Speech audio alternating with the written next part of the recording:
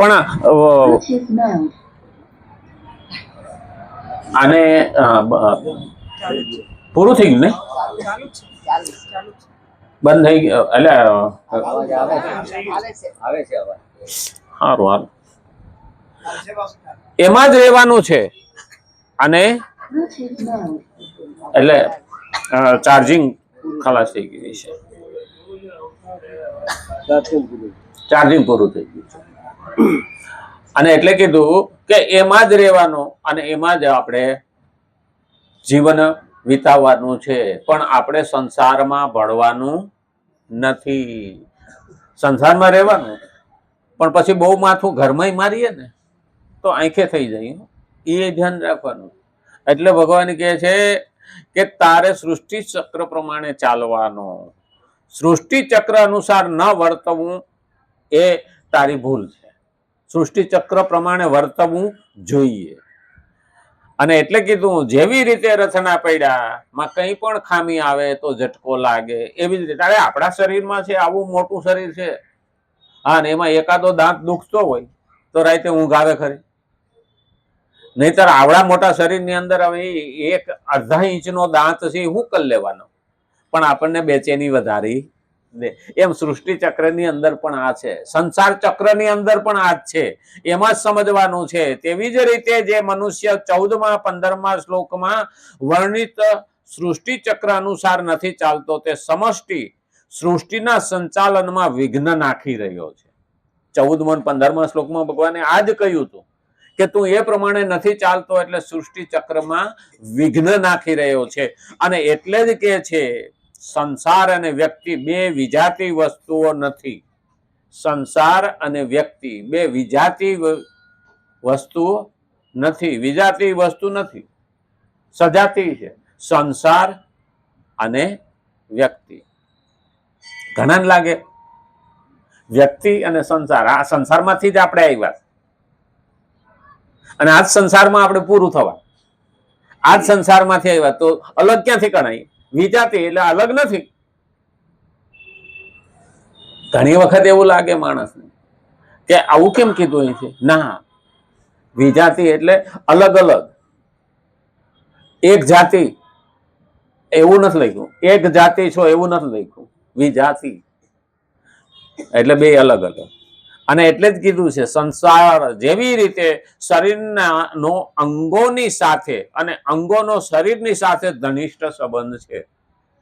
આ શરીર અને અંગો, આયુર્વેદમાં કીધું છે કે આ દેહ છે ને એ જાળવું છે. આ દેહ છે એ જાળવું છે. હાથ પગ એની ડાળીઓ છે અને એને આપણે કેવી રીતે સાચવવું? ડાળીઓ નહીં સાચવો તો ચાલશે નહીં. ડાળીઓ સારી જોઈએ, પણ ડાળીઓ લીલી રાખવી હોય તો પેટમાં અન્ન નાખવું પડે ને. હા, આપણે પાંદડા લીલા રાખવા, ડાળીઓ લીલી રાખવી હોય તો થડમાં પાણી રેડવું પડે ને. એમ અન્ન ખાવું પડે. અન્ન સામે પ્રાણ છે. અને આને છે અમારા આયુર્વેદમાં તો ત્યાં સુધી લખે છે આપણે પેલા ખ થતી, હા, પેલે ફોળા ખ થતી. ખ કે હું પાંગડી, આવો સોહરો લખ્યો છે. ખ કે હું પાંગડી, પહેલા પકડું આંગળી, જે કોઈ મને કરે ચારો પછી કરું, પછી પકડું ગાળો, એટલે પેલા ગાળામાં થતી બે આંગળીની વચ્ચે, અને પછી એવું ખંજવાડે એટલે આખા શરીરમાં થતી. અને પછી પહેલાના કાળમાં તો એવી દવાઈઓ નહોતી, દેશી દવાઈઓ જ હતી. પછી શું કરે? દેશી દવાનું બનાવે અને પાણીમાં નાખે નદીમાં, એટલે માછલા ઠોલી જાય. પછી માર દવા લગાડી દે ઘેરે આવીએ એટલે બે દવા મટી જાય. આ પણ જોવાનું છે કે આ શરીરના અંગો છે ને એ એની ડાળીઓ છે. તો એ સંસારમાં પણ આપણે શરીર, આ સંસારના અંગ છીએ. સંસારમાંથી જ નીકળ્યા અને સંસારમાં જ રોકાવાના, સંસારમાં જ સમાવાના છે. અહીંયા જ છોડીને જવાનું ને. આ દેહ અહીંથી લીધો, અહીં મૂકીને જવાનું, આ ભેગો આવતો નથી. અને એટલે જ કીધું સંસાર અને વ્યક્તિ બે વિજાતી વસ્તુઓ નથી. જેવી રીતે શરીરનો અંગોની સાથે અને અંગોનો શરીરની સાથે ઘનિષ્ઠ સંબંધ છે, તેવી જ રીતે સંસારનો વ્યક્તિની સાથે અને વ્યક્તિનો સંસારની સાથે ઘનિષ્ઠ સંબંધ છે.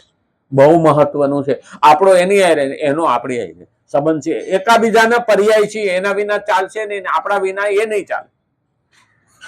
આમ જોવા જઈએ ને તો આપણે ભગવાન એકડો છે. આપણે 0 છીએ. હવે 0 ને એકડા પહેલા મૂકો, ગમે એટલા 0 મૂકો, કોઈ કિંમત ખરી? તો એકડા પછી 0 મૂકો તો 1 ના 10 થાય કે ન થાય? બીજો 0 મૂકો તો 100 થાય, ત્રીજો મૂકો 1000 થાય. એ યાદ રાખવાનું. ભગવાનને મોર રાખશું તો આપણી કિંમત વધી જાય, દશાંશ પદ્ધતિથી વધતું જાય. હા, 1 હતો અને સીધા ભગવાનની કિંમત વધી ને, એકડો હતો ને 10 થયું. આપણી કિંમત એ વધી ને કે આપણને 10 નો આંકડાનો જહ મળ્યો. બીજો 0 મૂકો એટલે 100 થાય. આ પહેલું યાદ રાખવાનું કે વિઘ્ન જીવનમાં આવવાના, પણ આ સંસારમાં દરેક વસ્તુ આપણને મહત્વનો મુદ્દો છે. પણ આ તો ટાઈમ થઈ ગયો ને. આવતીકાલે જો રામચંદ્ર ભગવાન કી, કૃષ્ણ કનૈયા લાલ કી, ગજાનંદ ગણપતિ ભગવાન કી, નમઃ પાર્વતી પતિ હર હર મહાદેવ.